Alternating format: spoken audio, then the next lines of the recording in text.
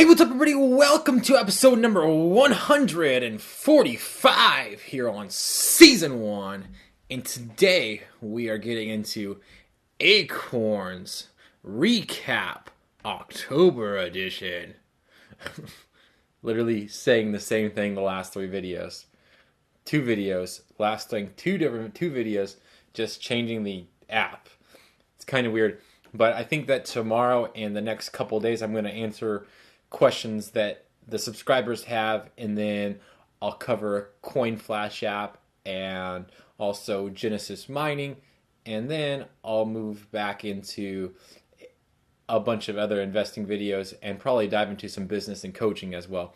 But anyways, let's go ahead and dive into the Acorns portfolio. So for these guys who are just watching this video, my Acorns account, I am invested in the moderately aggressive portfolio. I was in the aggressive portfolio around this time last year, but I did switch my account to a moderately aggressive just because there was too much fluctuation with the aggressive portfolio, and I wanted to be more heavily invested in the bonds because this is my stable account, and so I wanted to keep it a lot more stable than like my Stash platform or my Robinhood platform. So this is the foundation. So anyways, to keep you guys up to speed, last month I closed my account with $1,684. This month I closed my account with $1,785. So that's almost $100 increase. It's actually a $101 increase. However, that's not just in interest or profit. I do have roundups turned on. I do have an auto deposit of $5 monthly, and then I do manually deposit $20 bi-weekly. So basically, all in all, I made about $20.68 off this account last month, which actually is pretty good. It's about 1.15%, and which basically in a normal bank, you're probably going to get about 0.45% or something like that for the entire year. So I did it in 1 month. I doubled their rate of return in 1 month. So I'm pretty happy with that. But anyways, let's go ahead and take a look on the phone. So over here, we started off with October 2nd. A ton of roundups. It's kind of funny because it's like a peek into my life on what I buy. So a lot of Home Depot seller fees and all that kind of stuff. You guys can, I guess, kind of see where the money goes. There was a one-time investment of $20. Let's go ahead and it doesn't really. You're invested in your future. Now we can help you grow it. Help it grow. I don't need to download the trade confirmation, even though it would be nice to see where it actually went. Then some dividends here from the government bonds, and then dividends from the corporate bonds. Some more roundups. Those are always nice to have.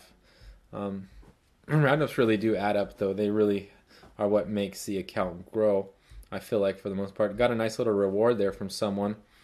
Thank you, whoever signed up. I really appreciate it. And then another one. Wow, 2 days in a row. Bang, bang. Roundups. Pretty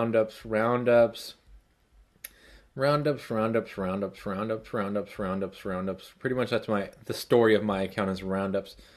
Roundups are the main portion of my account, it seems like. Right there's the auto deposit of $5.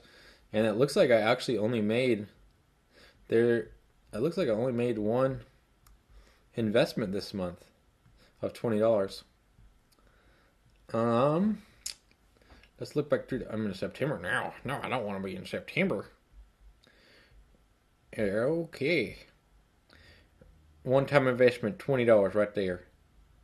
Any other one-time investments? I don't know why. When I look, two one-time investments. Wow. Man, all these roundups make me talk like I'm from the country. No, for real though. So yeah, that's my account. That's basically a lot. So as you can tell, a lot of the money that goes to fund my account is from roundups.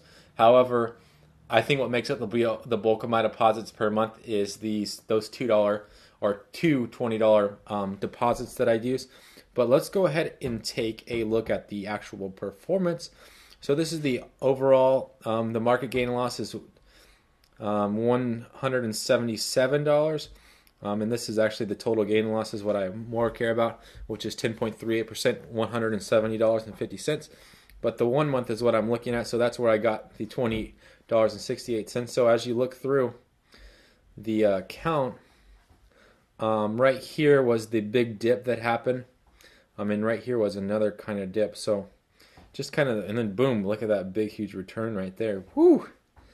That was probably a deposit, let's be honest. I'm not going to take credit for a huge rise. That's a deposit of like $20, it looks like. But that dip right there definitely, and then maybe that was another $20 deposit. I don't know. But both of those dips, you know, they kind of definitely scare you a little bit. But I mean, it's Acorns and they do rebalance your account for you. I haven't had my account actually rebalance because once the ETF dropped so much that they had to rebalance it, I've had it rebalanced because they've changed the percentages per ETF. So overall, I'm pretty happy right now. Let's go ahead and look at the company stocks or the ETFs that I've invested in. So very heavy into large company stocks.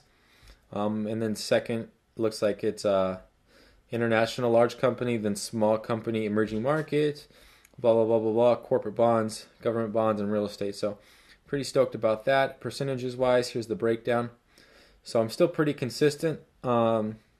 The government bonds are a little bit lower than where they should be at, but okay. And I think international company stocks is a little bit higher. I think it's 1% up from where it should be. And as far as shares, I hold almost 3 shares in large company stocks and 6.65 in international company stocks. So overall, I'm pretty happy with the way that the Acorns account turned out this month. Typically, I'm going to see those kind of gains anyways.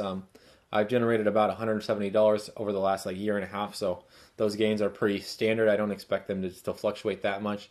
It is actually nice that my stash account and my Acorns account generated money because that helped make up for the loss that I took, the $23 loss that I took on my Robinhood account this month. So actually, I turned a profit of roughly about $20 in all my investments this month. So those do happen. I wish that I would be generating about $100 a month on my investments, but for right now, that's just the way it is.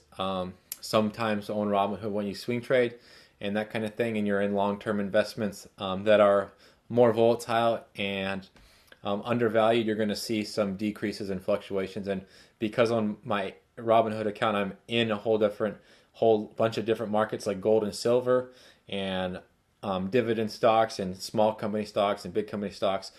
When stuff fluctuates, it fluctuates pretty hardcore. So that's just kind of the way that the ball bounces. But overall, Acorns is probably my bread and butter app. I love Stash the most, but Acorns is like I said, it's base level. It's foundational to all my other accounts. So anyways, that wraps it up. Let's go ahead and dive into the question of the day, which is, would you rather have a dragon or be a dragon?